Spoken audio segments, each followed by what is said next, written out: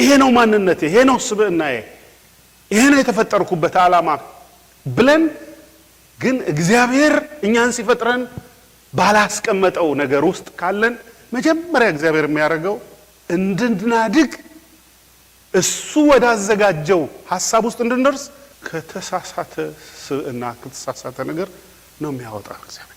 ቆም ብለን ከመጽሐፍ ቅዱስ ዘፍጥረት ምዕራፍ 15 ቁጥር 6 እናወጣለን። ኪዳን ዘፍጥረት ምዕራፍ 15 ከቁጥር 6 ጀምሮ ያለውን እናነባለን። ሙሉ ሐሳቡ እንዲገባን ከቁጥር 4 ጀምሮ ልውሰድ። እነሆም የእግዚአብሔር ቃል እንዲህ ሲል መጣለት፣ ይህ አይወርስህም፣ ነገር ግን ከጉልበትህ የሚወጣው ይወርስሃል፣ ወራሽህ ይሆናል።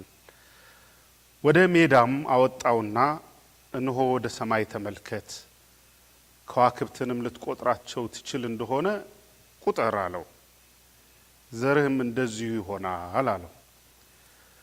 ቁጥር 6 አብርሃምም በእግዚአብሔር አመነ፣ ጽድቅም ሆኖ ተቆጠረለት።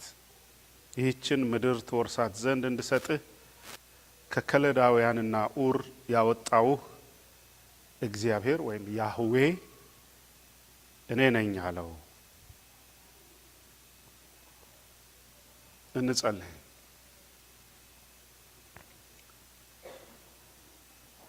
የዘላለም አምላክ የሰራዊት ሁሉ ጌታ እግዚአብሔር እናመሰግንሃለን፣ ስምህን እንቀድሳለን፣ በፊትህ እንቆማለን። በዚህ ሰዓት ደግሞ ጌታ አምላክ ሆይ ፊትህን እንፈልጋለን። በሳምንቱ በመግባት በመውጣታችን በመሰማራታችን ሁሉ ጸጋ፣ ቸርነትህ፣ ጥበቃ ያንተ ፈቃድ ስለሆነልን ነገር ሁሉ እናመሰግንሃለን። ካንተ ስለተቀበልነው ሁሉ ያንተ ነውና ክብርንም ላንተ እንሰጣለን። አንተን ማክበር ሕይወት ነው ጌታ ሆይ። አንተን መፍራት ጥበብ ነው። አንተን መታመን ኃይል ነው ጌታ ሆይ። በዚህ ሰዓት እንጸልያለን። በነፍሳችን ውስጥ የሚቀመጥ በመንፈሳችን ውስጥ የሚበራ ስጋችንን ደግሞ እግዚአብሔር አምላክና አባት ሆይ የሚመራ አእምሮአችንን የሚያድስ የሕይወት ቃልህ የመንፈስ ቃልህ በልቦናችን ውስጥ ይዘራ። የሚበቅል እግዚአብሔር ሆይ የምናድግበት እኛም ተባርከን አንተን ደግሞ የምናስከብርበት ይሆንልን። ጊዜው ሰዓቱም ቀኑም እኛም በምድርም ያለው በሰማይ ሁሉ የአንተ ነው። በአንተ እውቀት በአንተ ጥበብ የተሰራ ነውና እኛም የእጆችህ የመንፈስህ ውጤቶች ነን። እናመሰግንሃለን። ይልቁንም በክርስቶስ ኢየሱስ ስለጠራህን፣ ስላጸደከን፣ ስለተቀበልከን፣ ይቅር ስላልከን፣ ስለረዳህን፣ አባት ስለሆንከን እናመሰግናለን። ቤተሰቦችህ ስላረከን፣ የፈጣሪ ልጆች እንሆን ዘንድ ይህ ክብር ስለተሰጠን፣ ይህ ስልጣን ስለተሰጠን፣ ይህ ፈቃድ በክርስቶስ ስለሆነልን እናመሰግናለን። ወደ እውነት ሁሉ የሚመራው መንፈስ ከኛ ጋር ስላለ የቃልህን ፍቺ ስለምትገልጥልን ለጊዜው የሚያስፈልገውንም ስለምትነግረን ዛሬም ደግሞ በዛ ቃል ስለምትሰራን በእውነት አመሰግንሃለሁ። አሁንም የጠላት ስራ የሰው ልብ የሚያውር አዚምና ድንዛዜ በማወቅም ይሁን ባለማወቅ የተሰማራ የጠላት ስራ በጌታ በኢየሱስ ስም የፈራረሰ ይሁን፣ ስልጣኑ የተገፈፈ ይሁን። ሰዎች ነፃነታቸው እግዚአብሔር የተለቀቀ እንዲሆን በስምህ ጸልያለሁ። በኢየሱስ ክርስቶስ ስም እስራት ይፈታ፣ ጨለማው ይገፈፍ፣ የጠላት ኃይል ይውደቅ። ጌታ አምላክ የሰዎች ሰላም ይመለስ፣ በክርስቶስ ኢየሱስ ስም አሜን። እግዚአብሔር ይባርካችሁ። ቁጭ ብለን እንሰማለን ቃሉን።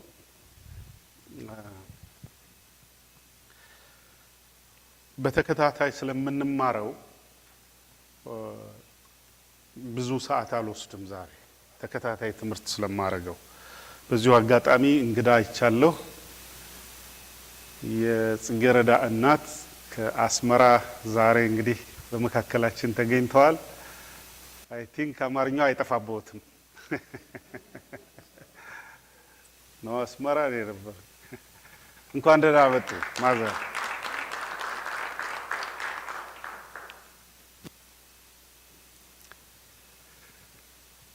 ሌላ እንግዳ ላየው እህቴን ባለፈው አይቻለሁ። ስለዚህ ወደ ቃሉ እንሄዳለን።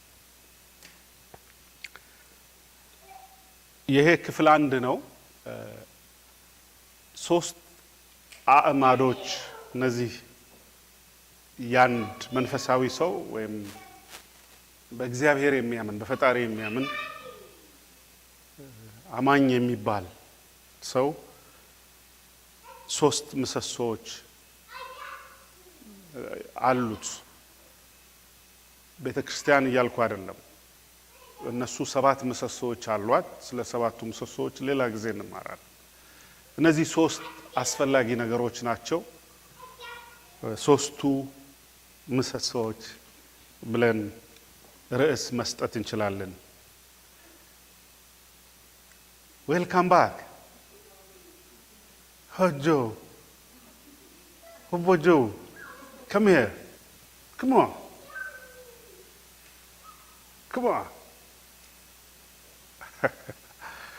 Okay. ቅድም ሳነብ ዘፍጥረት 15 ላይ አብርሃም በእግዚአብሔር አመነ ይላል እና ጽድቅ ሆኖ በእግዚአብሔር ዘንድ ተቆጠረለት ይላል። ያዕቆብም ማንም ወደ እግዚአብሔር የሚቀርብ እግዚአብሔርን የሚፈልግ ሰው ወደ እግዚአብሔር መጠጋት የሚፈልግ ሰው በመጀመሪያ እግዚአብሔር እንዳለ ሊያምን ይገባዋል። እግዚአብሔር እንዳለ ሊያምንም ሊያውቅም ይገባዋል። ከዛ በኋላ ግን ደግሞ እግዚአብሔር ደግሞ ወደሱ ለቀረቡት ቸር እንደሆነ ለጋሽ እንደሆነ ከእግዚአብሔር ደግሞ ለሰዎች የሚሰጥ መለኮታዊ ስጦታ እንዳለ ሊያውቅ ይገባዋል።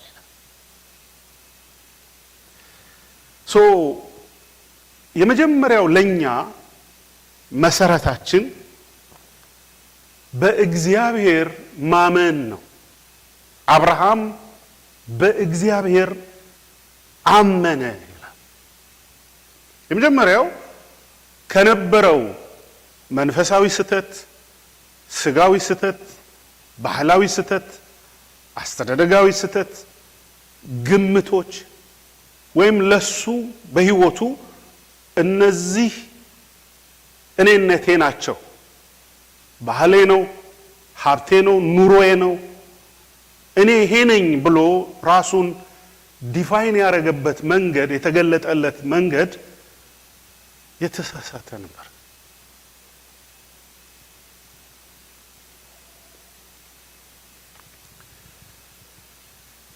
ስለ ራሱ የሚያውቀውም ስለ ቤተሰቡ የሚያውቀውም ስለ አካባቢው የሚያውቀውም በአካባቢው ነርቸር የሚደረገው የሚመገበው መግቦት ራሱን የገነባበት ለራሱ ማንነት የሰጠው ስብዕና ትክክል አልነበረም።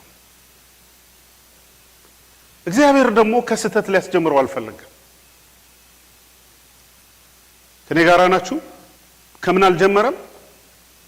ከተሳሳተ ማንነት መጀመሪያ ማውጣት አለበት ሰውየው።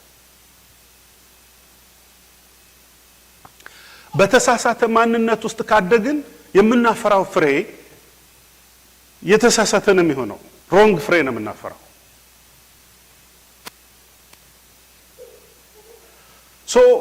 እኛነታችንን የምንገነባበት እኛነታችንን የምንገልጥበት የምናሳድግበት ነገር በትክክለኛ ማንነትና እውነት እንዲመሰረት እግዚአብሔር መጀመሪያ ለአብርሃም ራሱን ገለጠለት። የእግዚአብሔር መገለጥ is so important ለኛ ለልቦናችን መብራት።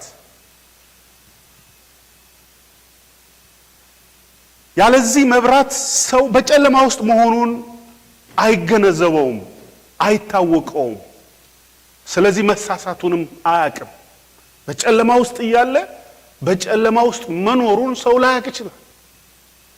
ኢን ቢሊየን ፒፕልስ በዚህ ውስጥ ነው እየኖሩ ያሉት። እግዚአብሔር በአብርሃም ውስጥ ስብዕና፣ ማንነት፣ እኔነት ብሎ ራሱን ተቀብሎ ሊኖር ነው። ሰው ነኝ፣ በዚህ ነው የምኖረው፣ በዚህ ነው የማድገው፣ እኔ ይሄ ነኝ ያለውን ነገር በሙሉ ከአብርሃም ላይ ማስወገድ አለበት። ስለዚህ እግዚአብሔር ራሱን መጀመሪያ ገለጠለት፣ አበራለት። ለሰው ነፍስ፣ ለሰው ፍጥረታዊ አእምሮ፣ ለሰው መንፈሳዊ ማንነት የእግዚአብሔር መገለጥ፣ የእግዚአብሔር አብርሆት፣ የልቦና ብርሃን፣ እግዚአብሔር መንፈስ መቅረብ ሶ ክሩሻል ኢምፖርታንት ነው።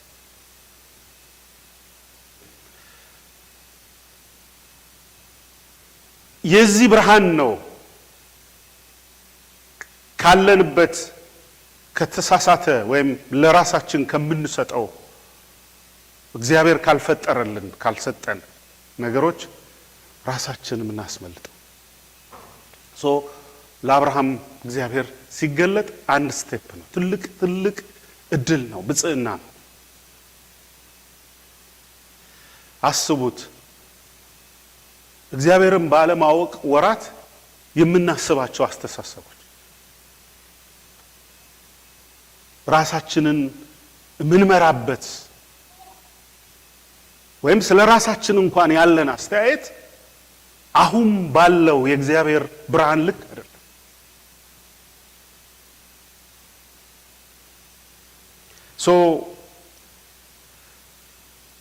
አብርሃምን የእምነት ጀማሪ፣ እንግዲህ የእምነት ጅማሬ ከአብርሃም ነው የጀመረው። ስለ እምነት ሲነገር አብርሃም ጋር ነው የሚጀምረው እግዚአብሔር። ምክንያቱም ትክክለኛ እምነት የሚባለው እሱ ነዋ።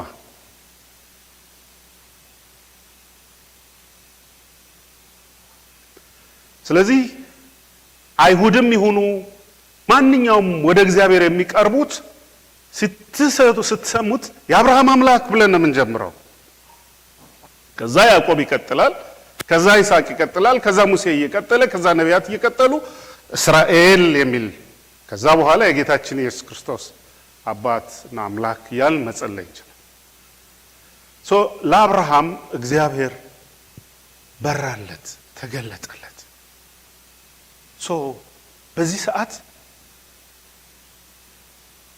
ለዚህ እግዚአብሔር ራሱን ለሚገልጥበት ለአብርሃም ደግሞ እግዚአብሔር ላዘጋጀው ነገር ከተሳሳተ ነገር ማውጣት ነበረበት። አብርሃም ከስጋና ከደም አስተሳሰብ ተፍጥረታዊ ነው ብሎ ፍጥረት ዝም ብሎ በደመ ነፍስ፣ ይሄ በደመ ነፍስ ምን ሄደው ነገር አለ አይደል?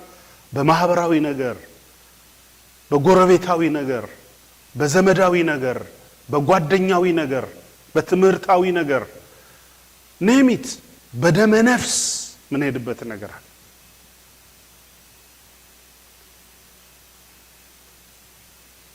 እግዚአብሔር ግን በደመ ነፍስ ሰው እንዲመራ በመልኩ እንደዛ አይደለም የፈጠረው። ሰው በደመ ነፍስ አይመራም። ሰው በእግዚአብሔር መንፈስ ነው የሚመራው። እንዲመራን የተሰጠን በአዲስም ኪዳን በብሉይም ኪዳን የእግዚአብሔር መንፈስ ቅዱስ ወደ እውነት ሁሉ ይመራቸዋል። በአብ ዘንድ ያለውን በእግዚአብሔር ዘንድ የተሰወረውን እሱ ይገልጥላቸዋል፣ እሱ ያሳያቸዋል። ስለዚህ የእግዚአብሔር ልጆች በደመ ነፍስ አይደለም የሚመሩት፣ በመንፈስ ነው የሚመሩት።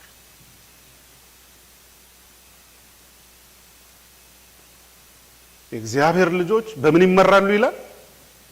በእግዚአብሔር መንፈስ።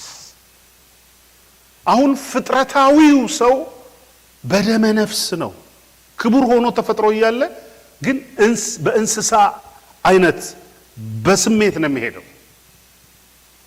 ከኔ ጋር ናቸው። የእግዚአብሔር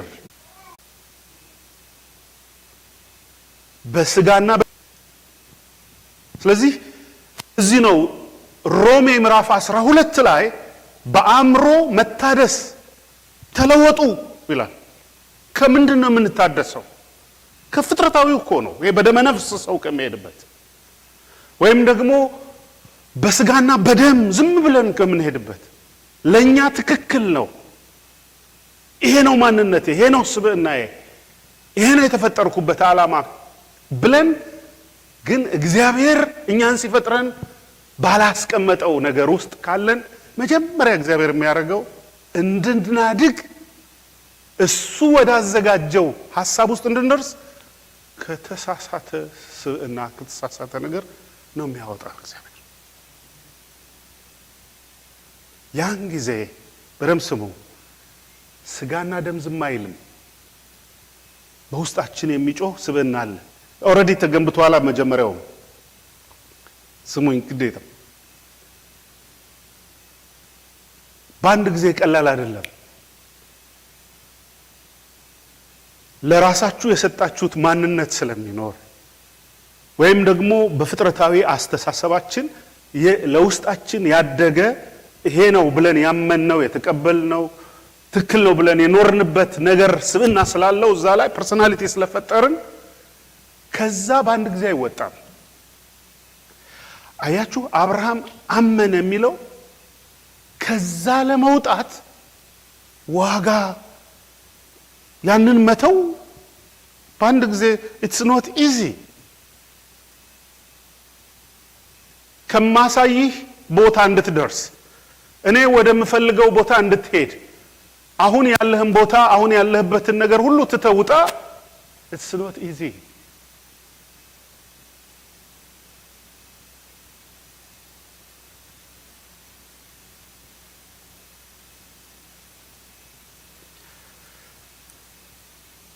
ስጋና ደም በዚህ ጊዜ አብሮ ምን ይሆነ? መንፈስና ስጋ በመንፈስ ላይ መንፈስ በስጋ ላይ አብርሃምና የእግዚአብሔር ድምጽ ትግል ይጀምራል።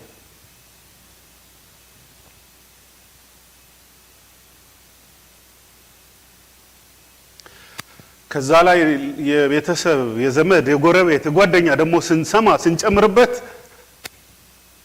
ወይ የጓደኛ ትሆናለህ ወይ እግዚአብሔር ትሆናለህ።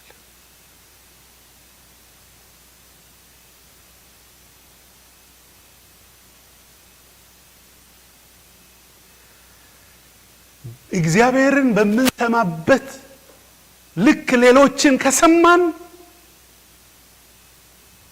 አደጋል። እግዚአብሔርን የምሰማበት ልክ ትክክል ሲሆን ነው ሌሎችን ድምጾች ነው ማለት ነው።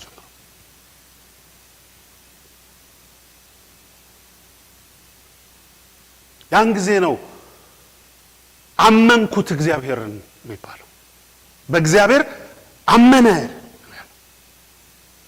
አባቱ የነገረው ነገር ነበረ። እናቱ እዛ አለች፣ አጎቱ እዛ አለ፣ አያት ቅድመ አያቱ አለ፣ ጎረቤቱ አለ፣ አክስቱ አጎቱ አለ፣ ጓደኞቹ አሉ። ያደገበት ቀዬ ነው። እስከ ዛሬ ድረስ ማህበራዊ ነገር እዛ ነው ያለው። የዚህ ሰው ፐርሶናሊቲ እዛ ነው። የዚህ ሰው አይደንቲቲ እዛ ውስጥ ነው ያለው።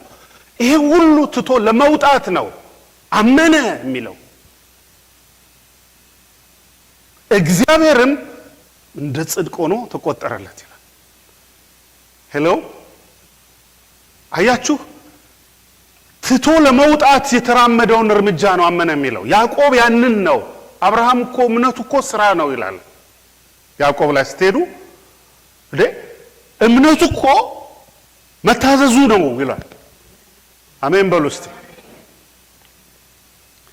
አሁን ግን የምንይዘው እምነታችን እና መታዘዛችን ዝምድና ያለው አራባና ቆቦ ሆኖ አመን እንላለን። No, you are wrong.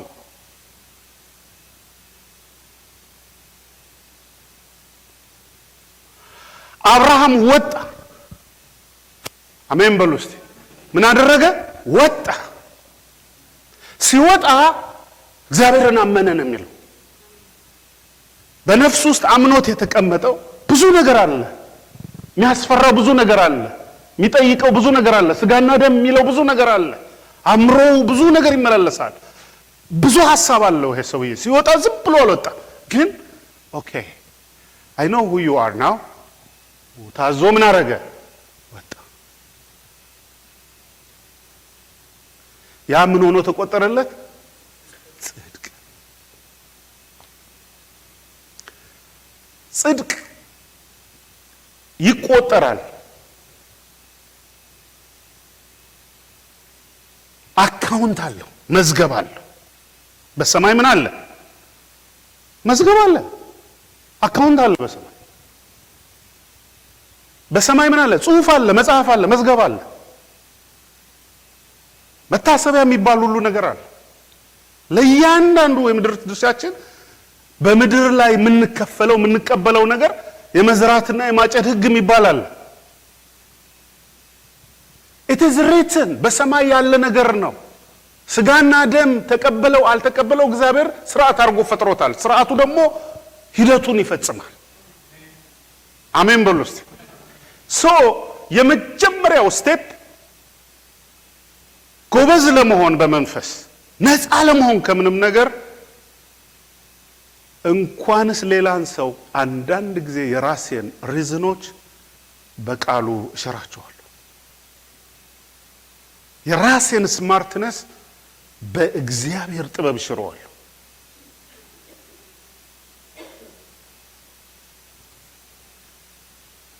ምክንያቱም እኔ ኢምንት ነኝ። ዳዊት በዛ ልክ ሲታይ ሄልፕለስ ትል ነኝ። በትልቁ አምላክ እውቀት ልክ ሲታይ አንዳንድ ጊዜ የኛ ስማርትነስ ነው አደጋ የሚያመጣው። እግዚአብሔር ደግሞ ያገኘናል። አር ዩ ስማርት ኦ ጌት ዩ ያሳየናል። ትንሽ ነው የሚይዘን።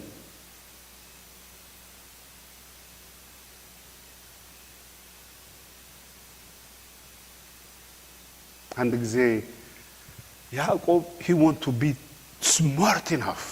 አሁን በደምብ ስሙ። ልክ እንደኔና እንደናንተ አንዳንዴ ስማርት ልንሆን እንደምንፈልግ እግዚአብሔር he want to be smart enough። ያዕቆብ ኤሳውን ፈራው ይላል አይደል? በጣም ብልህ ነው። የሰው ማስተዋል ነው አይደል? it's natural። ኤሳው ምን አረገው? ፈራው። ቢገለኝስ? ቆይ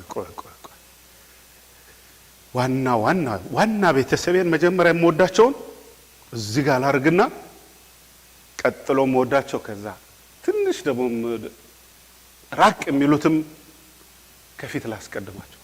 ካልኩሌሽን ነው፣ ስማርትነስ ነው፣ ፕላን ነው።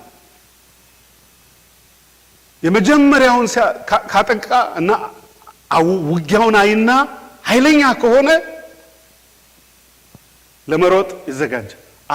ውጊያ የመጀመሪያዎቹ ሲዋጉ ብዙ ትጥቅ ከሌለው ሄጄ ዋጋል። ስለዚህ 4 ቤተሰብ 4 ዲቪዥን በጣም የምወዳቸው እዚህ ጋር ትንሽ፣ ቀጥሎ የምወዳቸው እዚህ ጋር፣ ቀጥሎ የምወዳቸው እዛ ጋር፣ ትንሽ ራቅ ያላችሁት እዛ ጋር ሄደዋልና ራቅ አረጋቸው። ሰዎቹ አያውቁ። he's playing game on their life። አልሰማችሁኝ? የሰማህ አምላክ ያያል። are you playing game in their life?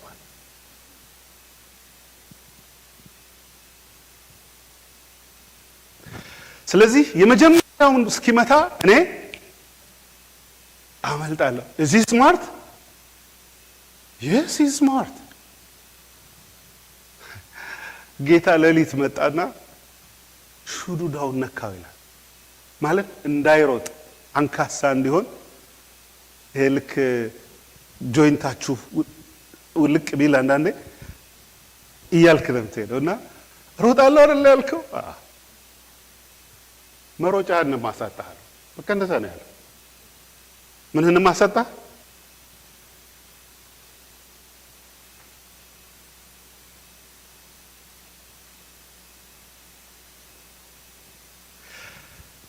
እንግዲህ ይሄን ያህል ከነገርኳችሁ ሙሴም ጋር ስማርትነስ የሚለውን ነገር ስብርብር አድርጎ አውጥቶ በስጋና በደም አይደለም። በምንድን ነው? ዳዊትም አንድ ጊዜ ስማርት ሊሆን ፈለገ። ዳዊት you are not smart።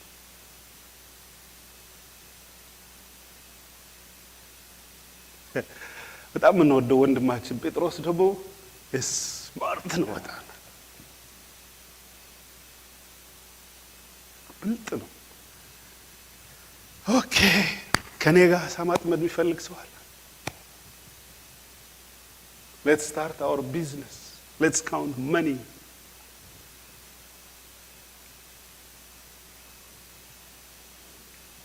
ሶ የዘጋውን ሱቁን ሄዶ ሊከፍት ነው ማለት ነው።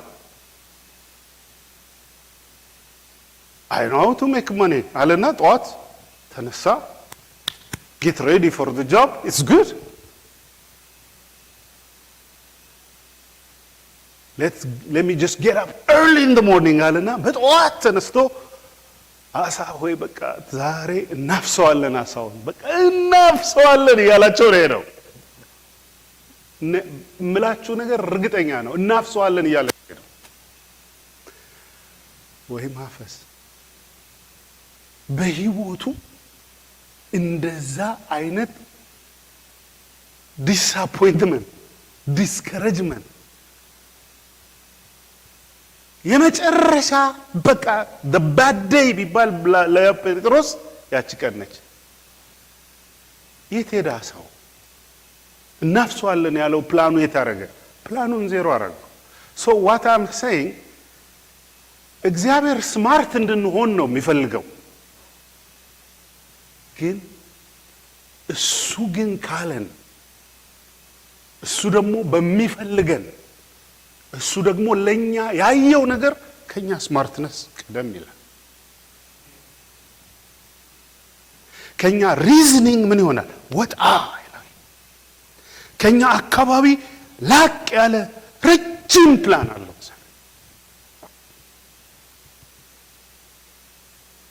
ስለዚህ እግዚአብሔር እኛ ውስጥ የሚሰራው ስራ ያንድ ቀን የዛሬ ብቻ አይደለችም።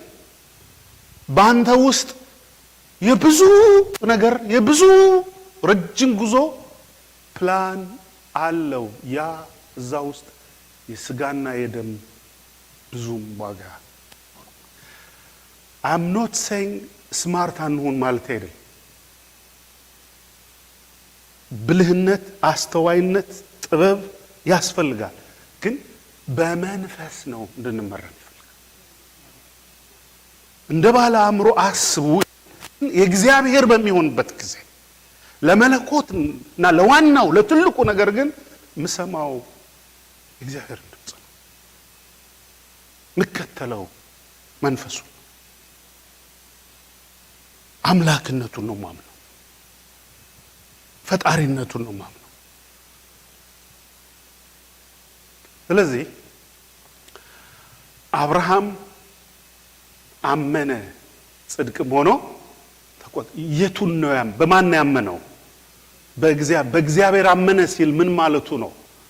ከዛ ከነበረበት አብርሃምነት ወጥቶ የእግዚአብሔር አብርሃም ሆነ። አቤት አባቱ አብርሃም ነህ አንተ አለው አይደል? አንተ አብርሃም አይደለም፣ አንተ አብርሃም ነህ። አባትህ ከሚያውቅህ ይልቅ እኔ ፈጣሪን የማውቅ።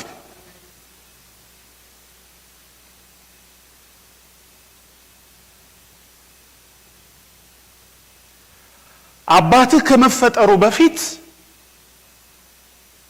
በዘላለም እቅዴ ፕላን አለኝ። ፈጣሪ ነኝ፣ እኔ ባለቤት ነኝ፣ ያንተም ያባትህም የሁሉም። ስለዚህ አሁን ከዚህ ቤት ከዚህ ማህበራዊ ነገር ከዚህ ቀዬ ከዚህ መንደር ውጣ።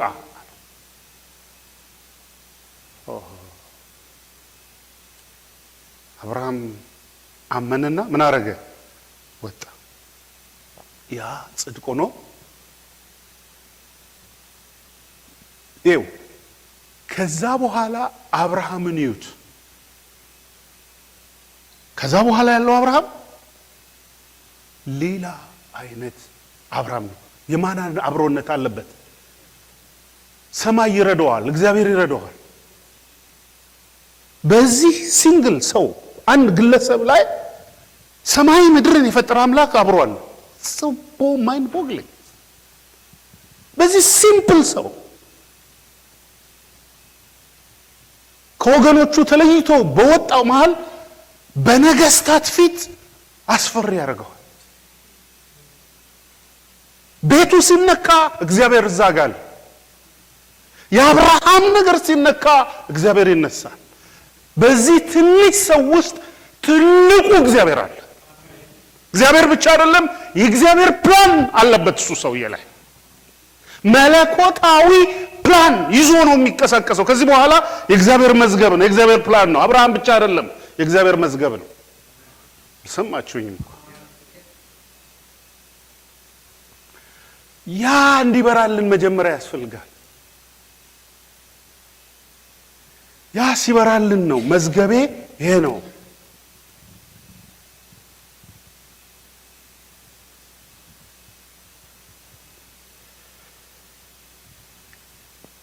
ከዚህ በእግዚአብሔር አመነ ጽድቅም ሆኖ ተቆጠረለት የሚለው ሐሳብ በኋላ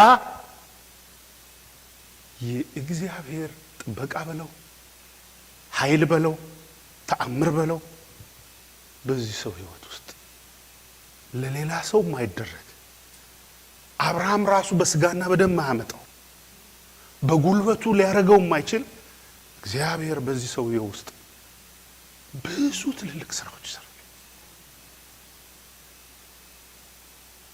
አብርሃም ምን አረገ?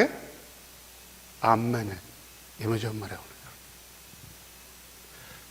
እምነት የሚጀምረው ከመስማት ነው። ሄሎ፣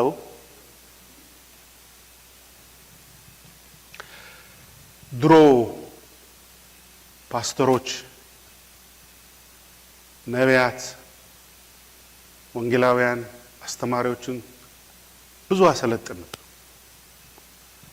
መጀመሪያ በውስጣቸው ያለውን ማንነት በመጽሐፍ ቅዱስ ቃል መሰረት ማነጽ ነው የመጀመሪያ ስራ።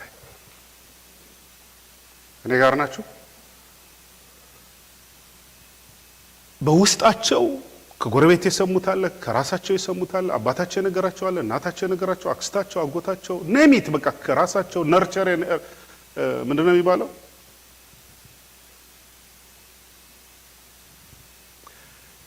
ብዙ ማንነት እዛ ውስጥ ገንብተዋል።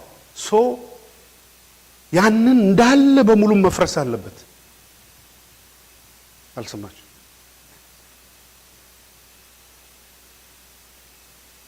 በመጠጋገን አይሆንም። ይሄ ብትጠግነው መልሶ ይፈርሳል። በዚህ ስትሰነጠቀው ትንሽ ሊሾ ስትቀባው መልሶ ይሰነጠቃል። ባሮጌው አቅማዳ ውስጥ አለ አዲስ ኪዳን ሲያስተምር። እውነቱን እኮ ነው። ልክ በብሉይ ኪዳን የነበረው ነው የነገረን። በአብርሃም ውስጥ ያለውን ነው እኮ አሮጌ አቅማዳ የሚልህ እኮ ባሮጌው አቅማዳ ውስጥ አይደለም እግዚአብሔር ሐሳቡን የሚሰራው። ውጣና አዲስ ሰው ትሆናለህ። ከዛ በኋላ እኔ ያረጋለሁ። ከዛ በኋላ በእኔ ስርዓት ውስጥ ታድራለህ። ከዛ እኔ ባንተ ውስጥ አድራለሁ።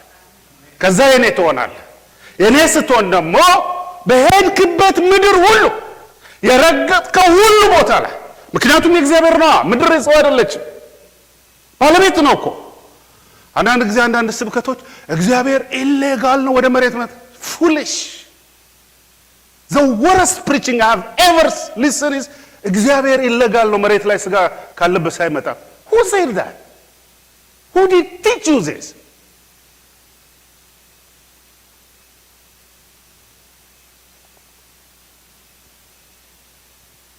ዘፍጥረት የኤደን ገነት ውስጥ ሄዶ አዳምን ሳናግረው he was illegal?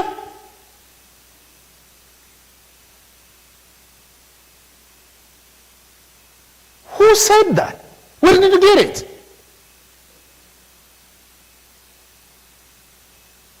ስጋ ካልበሰ illegal? አብርሃም ማናናገረው? ምድርና ሞላው የማን ነች? የእጄ ስራ ነች እያለ እኮ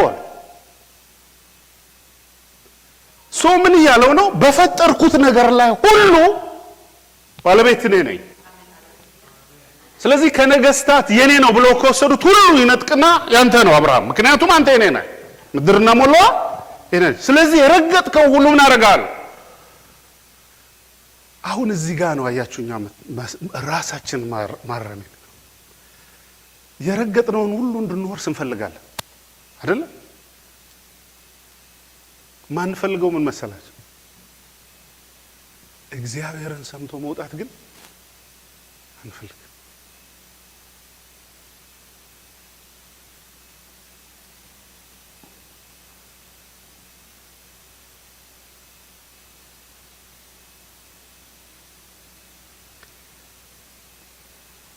አንድ ጊዜ እዛኛው ቲሞኒየም ቸርች እዛኛው በነበርንበት ጊዜ ይሄ የኢንፍሌሽን ኢኮኖሚው የምድር ኢኮኖሚ በአንድ ላይ የተመታበት 2008-9 አካባቢ ላይ ኢኮኖሚው እስከ 2012 ድረስ 13 even ድረስ it was collapsed totally አይደለም። ከቸርቹ ፊት ለፊት በጣም ትልቅ ቤት አለ። አይታችሁት ከሆነ ከአስፓልቱ አለፍ ብሎ ያለው የጁሾች ሰፈር ነው። የድሮ ቲሞኒየም ይሄም ቲሞኒየም ያኛው ቲሞኒየም እና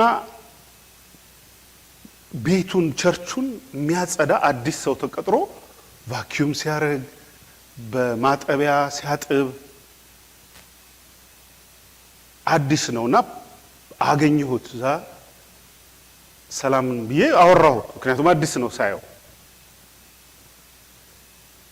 ፈገግታዬ ቫይብራንት ነው፣ ህይወት ያለበት ነገር ያያል እሱ። ለኔ ኖርማል ነው፣ አወራሬ ኖርማል ነው። ልክ እናንተ እንደማወራችሁ ነው የማወራው። ሃይ እንደምን ዋልክ፣ ደህና ነህ፣ ደህና ታዲያስ፣ በደንብ በቃ ይሄ ኖርማል ነው ለኔ። ለሱ ግን there is something የሚያየው ነገር አለ። ከትናንቱ ደግሞ ዛሬ እየጨመረለት አንድ ቀን ግን ቆመን አወራን። ጊዜ ወስጄ ከወጣ ውሻውን ይዞ ወክ ሲያደርግ አየሁ። ከጽዳት ወጥቶ እኛ ቸርች ጨርሰን ስንሄድ ነጭ ውሻ አለችው፣ ትንሽ ውሻ፣ እሷን ይዞ ሲሄድ አገኘሁት። እንዴ እዚህ ሰፈር ነን ስለው፣ አዎ ይሄ እኮ ትልቁ ቤቴ ነው አለ። ከዛ ፕሮፌሽኑን ስጠይቀው የታወቀ ይሄ የኮምፒውተር ኤክስፐርት ነው፣ የታወቀ ኮምፒውተር ወድቆ ነገር ኮላፕስ ስለሆነ ስራ ስትዘጋ የቸርች ጃኔተር ሆኖ አይሁድ ነው ደግሞ አክራሪ ጁሽ ነው፣ እዛ ይሰራል።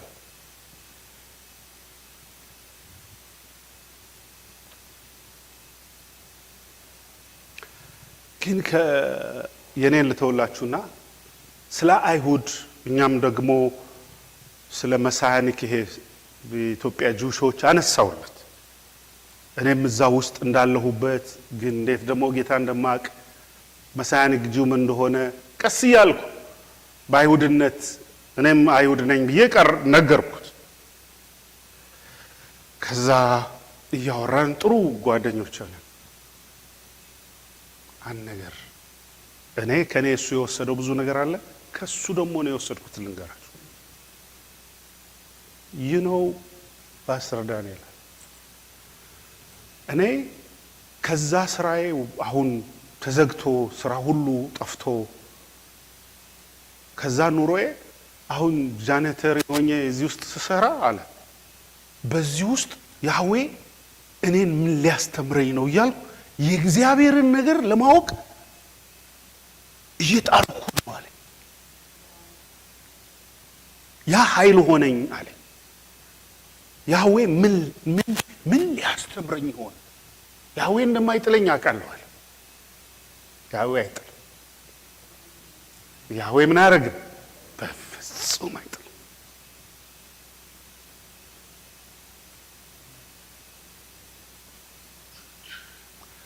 አይ ነው አልኩት። ያህዌ ሊያስተምር የፈለገው ስለ መሲህ ነው ብዬ ከፈተልኝ ደጁን። ይሄ ቤተ ክርስቲያን ነው። አንተ እዚህ አይሁድ ነህ፣ መተህበት አታውቅም፣ ደጅ ነው ያለው፣ ህብረት የለህም። ስለ መሲህ የሹዋ ሊያስተምር ፈልጎ ቆመ፣ ፍሪዝ አድርጎ ቆመ።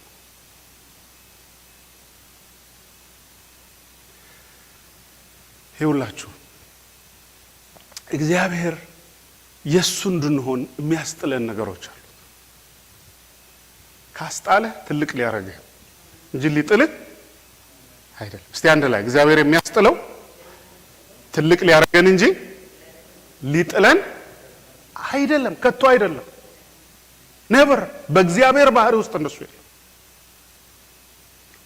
እግዚአብሔር ሊያስጥለን ነው እንጂ የሚያስጥለን ብዙ ነገሮች እግዚአብሔር ሊጥል እንደ ሰው አይደለም። ስለዚህ እግዚአብሔር አልጥልህም ሚል ቃል ታያላችሁ። ባህሪው አይጥልም። እግዚአብሔር አልተውህም እስከ ሽምግልና እኔው ነኝ። ሰው በማያውቅበት ማንም አንደርስታንድ በማያደርጋችሁ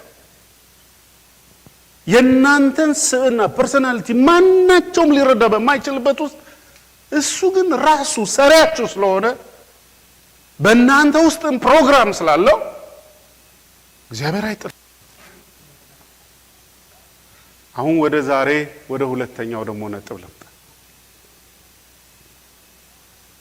የመጀመሪያው ምን ሆነ ነው? እግዚአብሔርም አብርሃም በእግዚአብሔር ምን አደረገ? አመነ። 15:6 ላይ ጽድቅም ሆኖ ተቆጠረለት። አሁን እሱ ብዙ ዲፋይን ትንንሽ አንዳንድ ከእግዚአብሔር ቃል ያልወሰድናቸው ከስብከቶች ከምናምን የቃረምናቸው ሁሉ አጸዳሁት። አሁን ብዙ እንደጸዳ ይገባኛል። ገብቷችኋል አይደል? አመነ አይደለም፣ አብሮ ምን የሆነውን በመታዘዝ የወጣው ነው። ያንን ያዕቆብ በደንብ ዲስክራይብ አድርጎታል።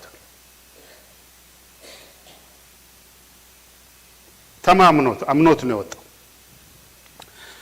ሁለተኛው አብርሃም ደግሞ የተማረውን ትምህርት እንስማ። ዘፍጥረት 17 እና ዘፍጥረት 35 ላይ እንሄዳለን። ሁለቱም ፓርት አንድ አይነት ተመሳሳይ ቃል። ዘፍጥረት 17ም ላይ አሁን ደግሞ እግዚአብሔር ለአብርሃም ምንድን ነው? ይኸውልህ እኔ አምላክና ፈጣሪ ብለህ እንድታምን ብቻ አይደለም፣ በእኔ ደግሞ ሙሉ ለሙሉ እንድትተማመን ፈልጋለሁ። አሜን። እግዚአብሔር አለ፣ እውነተኛ ፈጣሪ ነው፣ ከአንዱ ከእግዚአብሔር በቀር ሌላ አምላክ የለም የሚለው መጀመሪያ ነው። የመጀመሪያ ትምህርት ነው ይለዋል ያዕቆብ።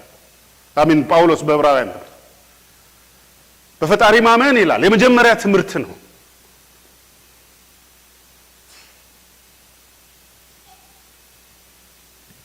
ሁለተኛው ደግሞ ቀጥ ብሎ ደግሞ የምንሄደው በእግዚአብሔር መተማመን።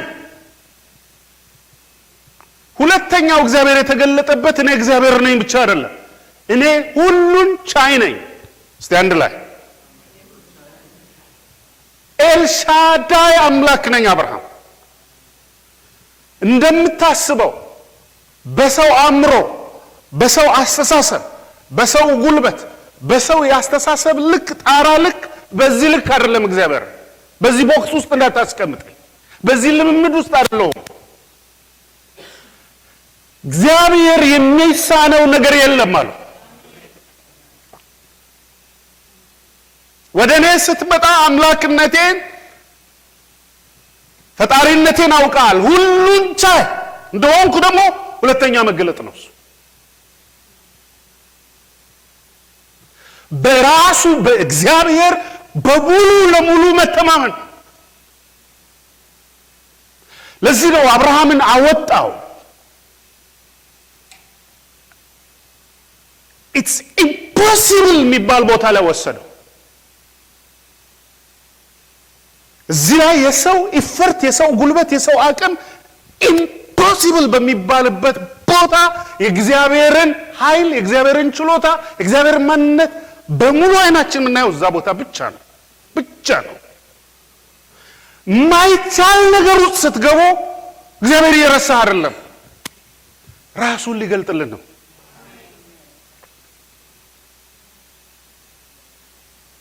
ወደ ሁለተኛው ሌብል እየወሰደን ነው። እስራኤልንም አወጣና ሰው ከዚህ በፊት ሄዶበት የማያውቅ ሰው ቢሄድ ፍጥረታዊ ሰው ቢሄድ የሚሞትበት ፍጥረታዊ ሰው ቢሄድ በጥማት በረሃብ በበሽታ በአራዊት የሚሞትበት በፀሐይ ትኩሳት እዛው ሬሳው የሚቀርበት አስከሬኑ እዛው የሚቀርበት ቦታ ላይ የሞት ቦታ ላይ ወሰደው። ሰው በዚህ ሄዶ አውጥቶ በሕይወት ኖሮ አያውቅም አለው።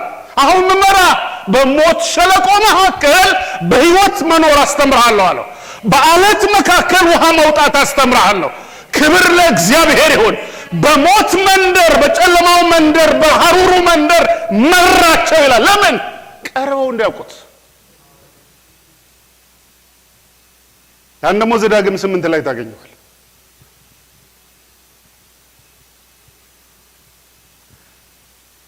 ማይቻል ኢምፖሲብል ቦታ ላይ የግድ ይወስድሃል። አንድ ቀን የግድ ነው።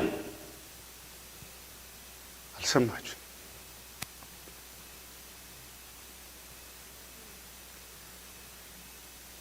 አዛ ታይም አብርሃም አንድ ነገር ተገለጠለት።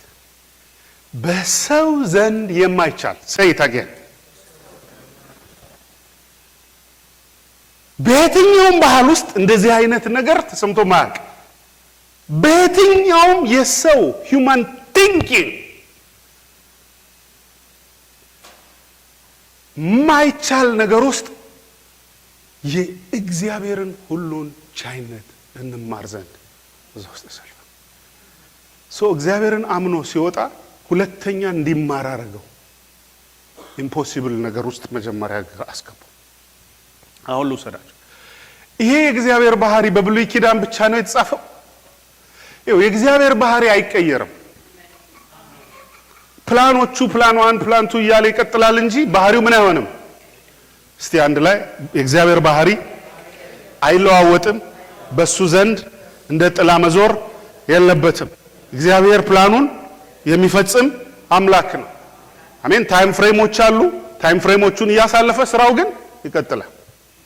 አሁን ብሉይ ኪዳን ላይ እግዚአብሔርን ሁሉን ቻይነት ለማስተማር እስራኤልንም አብርሃምንም ሌሎቹንም ሰዎች አዲስ ኪዳን ላይስ አዲሱ ኪዳናችን ላይስ ሊቀ ካህኑ ከመጣስ በኋላ ዋናው ከመጣ በኋላስ አብ ራሱን የገለጠበት መንፈስ ቅዱስ ሙሉን የተተረከበት የእግዚአብሔር ልጅ መድኃኒታችን ኢየሱስ ክርስቶስ ሲመጣ እሱም ደግሞ አንድ ጊዜ ቆይ ትንሽ let me just take a nap በስጋው ነው ሰው ሆኗል አይደል?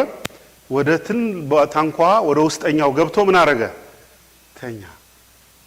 በስጋው ነው። በመለኮት ግን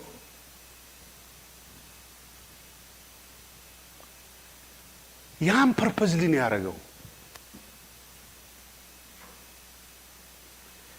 ከቲዮሪ ትምህርት ወደ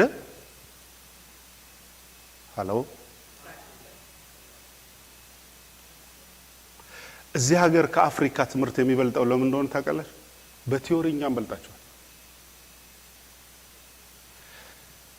የድልድዩ እንደዚህ ነው፣ ከርቡ ይሄን ያህል ነው፣ አንግሉ ይሄን ያህል ነው እና እቺ አንግል ስትፈልጋት ይሄን ነው፣ ስትሬንግዙ ሺር ፎርሱ ምናምን ብለን በካልኩሌሽን በተነገረኝ በጽሁፍ በደንብ አጥቤ ማቴማቲክስዋን ምንዋንም እነግርሃለሁ፣ ተምሬዋለሁ። ድልድይ ስራ ብትለኝ ግን በዛን ጊዜ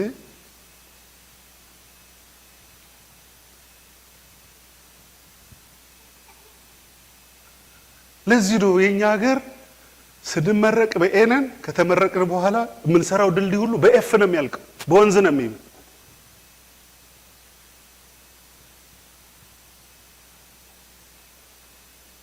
እዚህ ቲዮሪውን በምን ያሳያቸዋል? ፕራክቲካል ያሳያቸዋል። በንባብ እና በሽምደዳ በጣም ሃይሊ ስኪልድ እንሆንና ላቦራቶሪ ሲወስዱ ግራ ግብት ይለናል። እዚህ ጋር እኮ ካልኩሌሽኑን ሰርተነዋል። ሞላሊቲ፣ ሞራሊቲ፣ ሞለኪውላር ኢንተራክሽን ብዬ ጨርሼዋለሁ እኮ በደንብ ኤ ነኝ እዛ ጋር። ልክ ላቦራቶሪ ሲወስዱ እዚህ ጋር የሰራሁትን ካልኩሌሽን ይጠፋብኛል። ምክንያቱም ፕራክቲስ እግዚአብሔር የቲዮሪ አምላክ ብቻ አይደለም። አሜን በሉ እስቲ። አሁን እግዚአብሔር የተማሩትን ትምህርት ያስተማራቸውን ስብከቶች ትምህርቶች ሁሉ ሊያሳያቸው ወደ ኢምፖሲቢሊቲ ወሰዳቸው። ደቀ መዛሙርቱ 3 ጊዜ እንደዛው አረጋቸው። ፕራክቲካል ትምህርት ቤት ደግነቱ እኔ የተማርኩበት ትምህርት ቤት ቲዮሪ እንማራለን፣ ፋብሪካዎች ቦታ እንሄዳለን። መኪና አለ፣ መኪና መጥቶ ይወስደናል፣ ፕራክቲካል ያሳዩናል።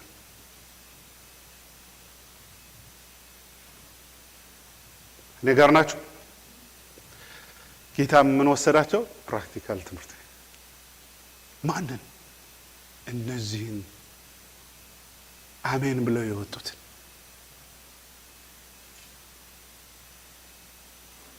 ከሱ ጋር ያሉትን ሌላ ማንነቱን ማወቅ አለባቸው። ከአብርሃም ጋር እንደወጣ ከዛ በኋላ ሌላ ማንነቱን አይደል ገለጠለት። እዚህም ጋር ወሰደና ታላቅ ነፋስ እና ማዕበል ተነሳ። ዋይልድ ነው የሚለው ይሄ ልክ አውት ኦፍ ኮንትሮል ማለት ነው። አውት ኦፍ ኮንትሮል ነፋሱም አለ ማዕበሉም አለ። በዋናም የሚቻል ነገር አይደለም። መርከቧም የምትችለው አይደለም። ሊትራሊ ሰው የሚጠፋበት። ለዚህ ዋናተኞች ናቸው። ዋና የሚችል ሰው በቀላል ነገር አይደነግጥም። that means it's extremely wild ማለት ነው። ሱናሚ አይነት ነው። ወዮ ጠፋን አይገድህም ሲሉት አንድ ጥያቄ ጠይቃቸው፣ እምነታችሁ ወዴት አለ? እስቲ አንድ ላይ። ከዛ በኋላ ሁለተኛው ስቴፕ ያደረገው ባህሩንና ነፋሱ ምን አደረገው? ገሰጸው ይልና ቀጥሎ ጸጥታ ሆነ ነው የሚለው። ታላቅ ጸጥታ ሆነ ይላል። ሲጨረስ ይህ ባህርና ነፋስ የሚታዘዙለት ማን ነው ወደሚል ጥያቄ መጡ። አሁን ነው ትምህርቱ። አሁን ነው ፕራክቲካሊቲ። ይህ ባህርና ነፋስ እንኳ የሚታዘዙለት ማን ነው? እሱን ስታቅ በሕይወት ትኖራለህ። ይህ ሲገለጥልህ፣ ይህ ጥያቄ በአንተ ውስጥ መጥቶ ማንነቱ ምላሽ ሲሆንልህ በሁሉ ነገር መልሳለህ። በቃ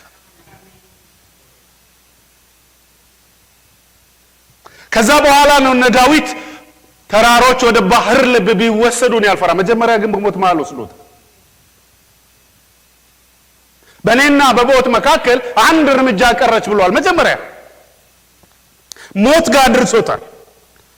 ሰይፍ ያለበት ጋር አድርሶታል። የሚጠላው የሚገለው የሚፈልገውን ሰውዬ አፍንጫው ድረስ አምጥቶለታል። ከዚህ በኋላ እኔ በነገው ዕለት አልኖርም ሬሳዬ ነው የሚኖረው ባለበት ሰዓት ግን በዘይቱ ላይ የተናገረው እግዚአብሔር፣ በነቢዩ አፍ የተናገረው እግዚአብሔር ሳኦልም ሰይፍ ላይ ኃይል አለው፣ በሞትም ላይ ኃይል አለው። ይሄ ከተገለጠለት በኋላ ዳዊት አልሞትም በሕይወት እኖራለሁ። ለማን? እግዚአብሔርንም ስራ ገና ሰራለሁ እናገራለሁ። እስቲ አንድ ላይ አልሞትም በሉ። አሁን ይሄ እኮ ቀላል አይደለም ነገራችሁ። አልሞትም ስንል ዝም ብሎ ቀላል ማለት አይደል። ሞትን የሚያህል ነገር ሲመጣ እግዚአብሔር ስራውን መጨረስ ስላለበት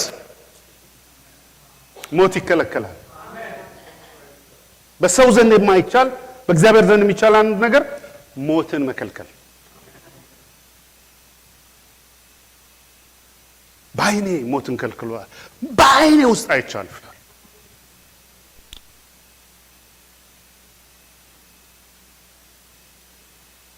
ሞት ተከልክሎ እንዲያዩት አልፎ ሄደ።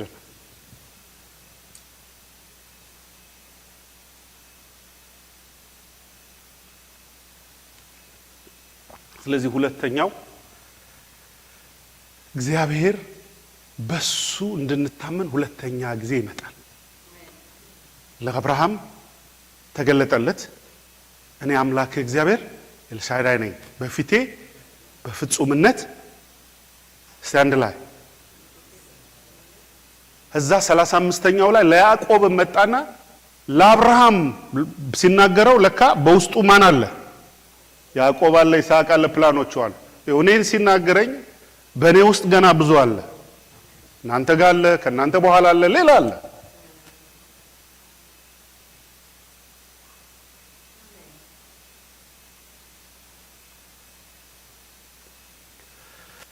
ለያዕቆብም መጥቶ እንዴ እኮ ለአባትህ በሁሉን ቻይነት ነው የተገለጥኩት።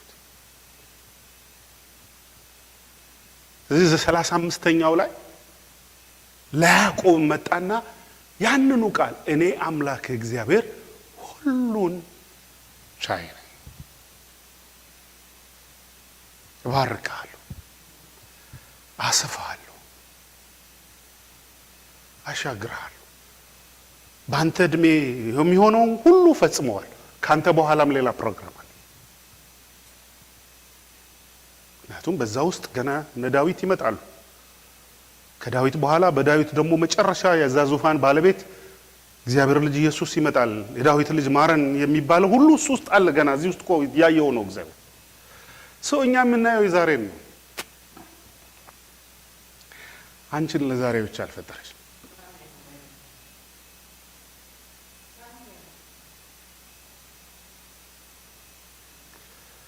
እግዚአብሔር ረጅሙን ነገር ነው። ስለዚህ ይህ ነፋስና ሞገዱ ባህሩ የሚታዘዙለት ማን ነው ብለው በስጋ የተገለጠ በመንፈስ የጸደቀ ለመላእክት የተሰበከ በአሕዛብ የታመነ በክብር ያረገው በአባቱ ቀኝ የተቀመጠው በሕያዋንና በሙታን የሚፈርደው የእግዚአብሔር ልጅ ማን ነው? ኢየሱስ ክርስቶስ ነው። እሱም በስጋው ወራት በሰው ዘንድ የማይቻል በእግዚአብሔር ይቻላል። ይህችን ብዬ ልዝጋው፣ ምክንያቱም ፓርት 2 ኔክስት ዊክ እንሄድበታል እግዚአብሔር ቢፈቅድ። መዝሙር 91 ላይ ሄዳቸዋል። ሲጀምር በእግዚአብሔር ውስጥ ገባ፣ እንደዛ ነው ያስቀምጠው አይደል? በደም መንፈሱን ይወት የቃሉን መንፈስ አቀማመጥ በልዑል አምላክ ጥላ ውስጥ የሚያድር ሁሉም በሚችል አምላክ ጥላ ውስጥ ያድራል ይልና ከዛ በኋላ ዝርዝሮቹን አምጥቶ አንደኛው ዝርዝር ሐሳብ በኔ ተማምኗልና። አሁን አምኗል አይደለም ያለው፣ አምኖማ ገብቷል። ተማምኗል።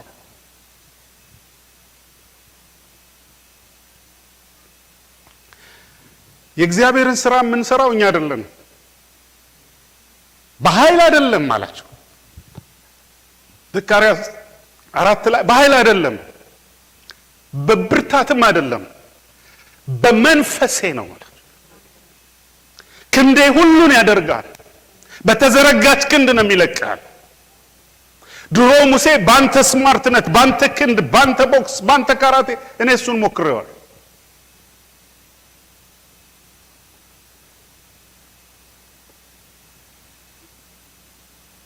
አቅም የሌለውን ሰው አንድ ጎረምሳ ሲመታ ወይ ሲያሰቃይ ካየው ያንን አቅም የሌለውን ወደ ኋላ አስብና እኔ ነኝ ከዛ ጎረምሳ ጋር ቦክስ ምገጥ፣ በቃ ጽድቅ ይመስለኝ።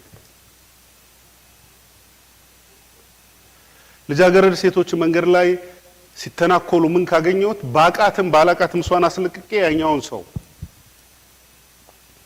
ለካ በኃይል አይደለም በብርታት አይደለም ዝም ብለህ በመጸለይ ሲሰድቡት ዝም። ለእኔ ከባዱ ጌታን ካወቅኩ በኋላ አቅም የሌለው ሁሉ መጥቶ ሲናገር ዝም ማለት ከድሮ መውጣቴ፣ ልክ እንደ አብርሃም መውጣቴን ማቀው በዛ ዝም ስል የድሮውን ወጥቻለሁ ማለት ነው።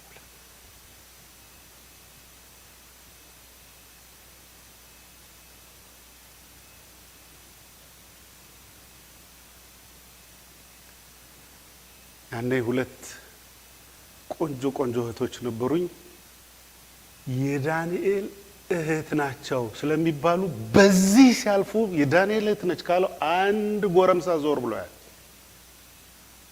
አልነገርኳችሁም? እናንተ የምታውቁት ለስላሳው ዳንኤል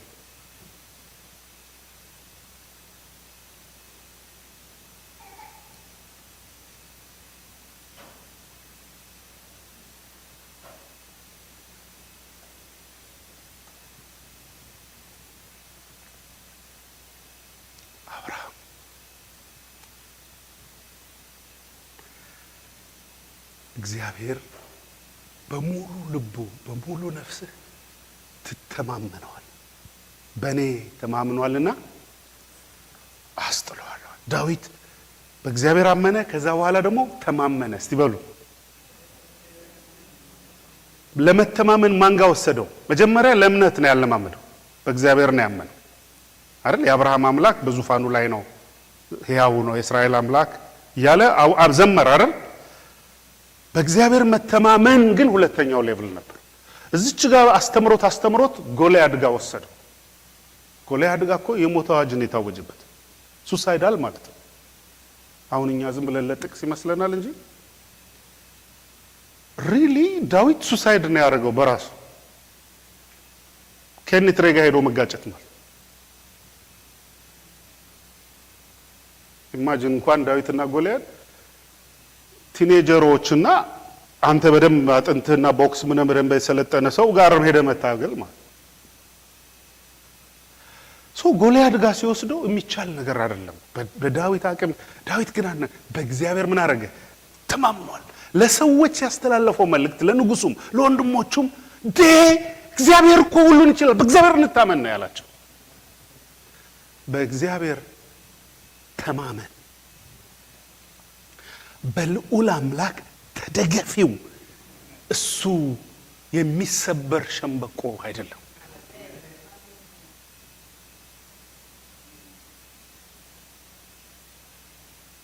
በእባብና በድቡ መሃል ትሄዳለህ፣ በዛ ውስጥ አሳልፈሃል። ተራሮችን ደልዳላ ሜዳ እያደረገ ያሳልፈሃል። ይሄ በማን ነው የምንተማመነው? በእግዚአብሔር። ስለዚህ የመጀመሪያው ማመን ነው። ሁለተኛው እስቲ አንድ ላይ ዛሬ ሁለት ነገር በውስጤ ይዛለሁ። መጀመሪያው ማመን ነው፣ በእግዚአብሔር ማመን፣ እግዚአብሔርነቱን፣ ፈጣሪነቱን፣ አምላክነቱን አውቆ ካንዱ ከእግዚአብሔር በቀር ሌላ አምላክ የለም። ሁለተኛው ግን መተማመን።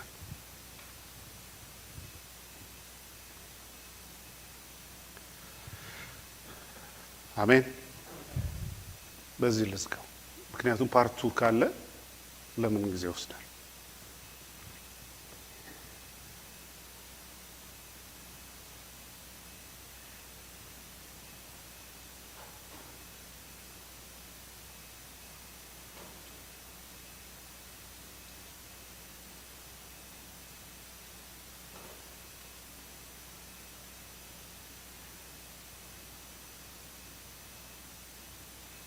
ሁለት ጥያቄ ነው እግዚአብሔርን ጠይቅ። አንደኛ እኔ ማን ነኝ? ሁለተኛ በእኔ ትተማመናለህ?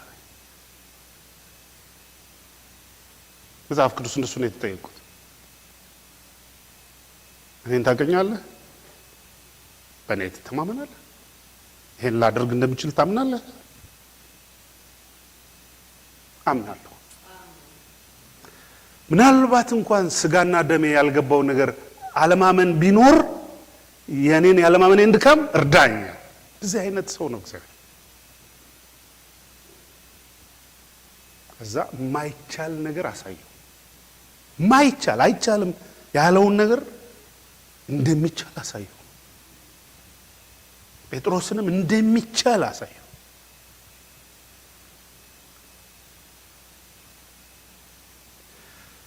ስለዚህ ነምበር 1 ፕሊዝ አመንኩ ካልክ ካለንበት ይሄ ግሳንግሱ ፍጥረታዊው፣ ሰዋሰዋዊው፣ ልማዳዊው፣ ባህላዊው ወጣ በሉ።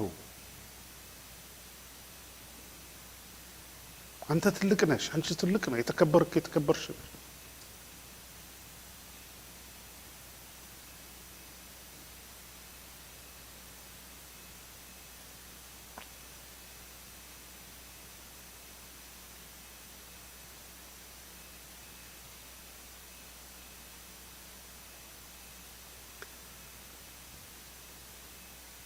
በእኔ ተማምኗልና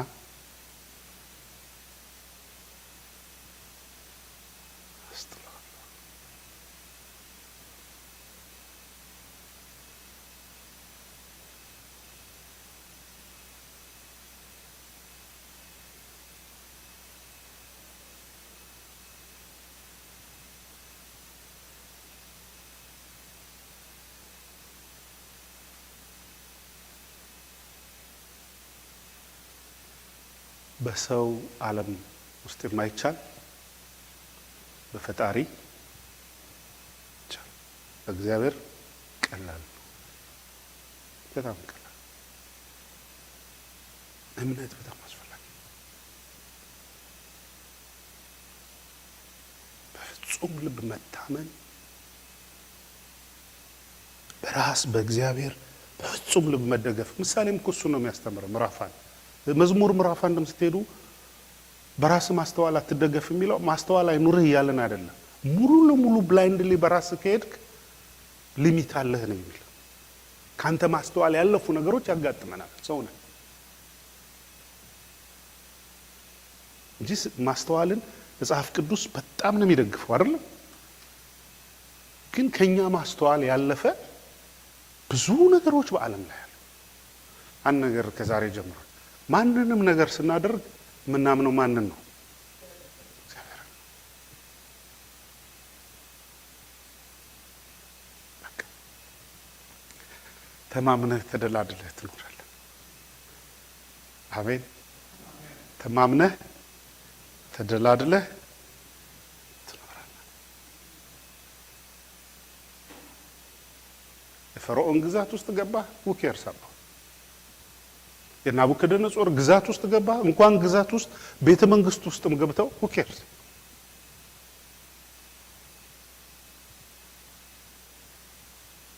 መጽሐፉ እያስተማረ ነው ያለው። ይሄ የመንፈስ ቃሉ የሚገለጠው ይሄ ባህሪውና ውስጠ እግዚአብሔር የቃሉ ምስጢርና መንፈስ ዓላማው ይሄ ነው። ይሄ ሲገባን ነው ተደላድለን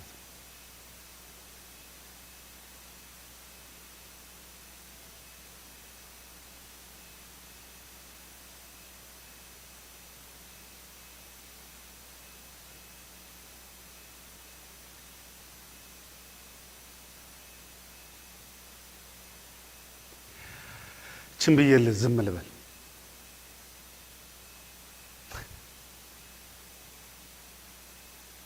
ብዙ ጊዜ ጳውሎስና ሲላስ ስለዘመሩ እግዚአብሔር ሰምቱን ያነቃነቀ ነው የሚመስል። ስላመኑ ነው የዘመሩት።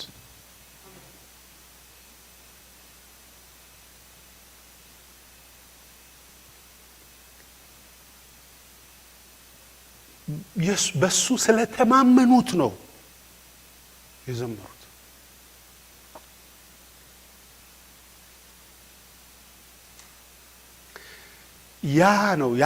ያ ዝማሬያቸው፣ ያ አምልኳቸው። ዝማሬ ብቻ አይደለም፣ ፈጣሪነቱን በዛ ውስጥ እያመለኩት ነው።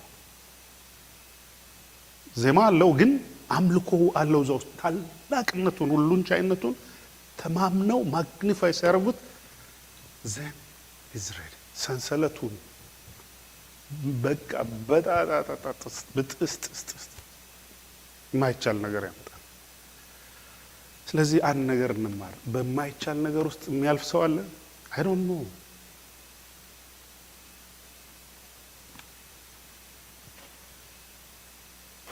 ግን ለውድቀት አይደለም።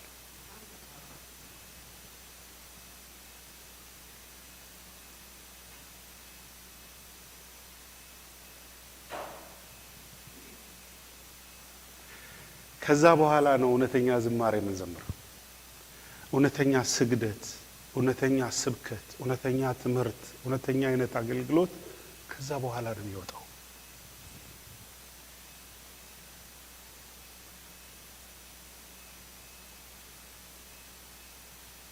ከዛ በኋላ እግዚአብሔርን ያዩ ሰዎች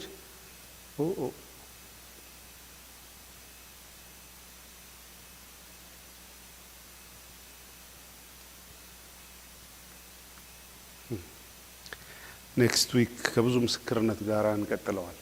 አሁን ጨርሻለሁ። ቆመን ጸልይ። ምን አለ ብንበረከክስ ትንሽ 5 ደቂቃ በቃ ልቦናችን መንፈሳችንን በፈጣሪ ፊት ፈሰስ አርገን በቃ የከበደንን ነገር እናንተ ደካሞች ሸክማችሁ የከበዳችሁ ወደ እኔ ኑ እኔም አሳርፋችኋለሁ። ማቴዎስ 11:28 ላይ ሃሌሉያ። ለሰው ተናግራችሁት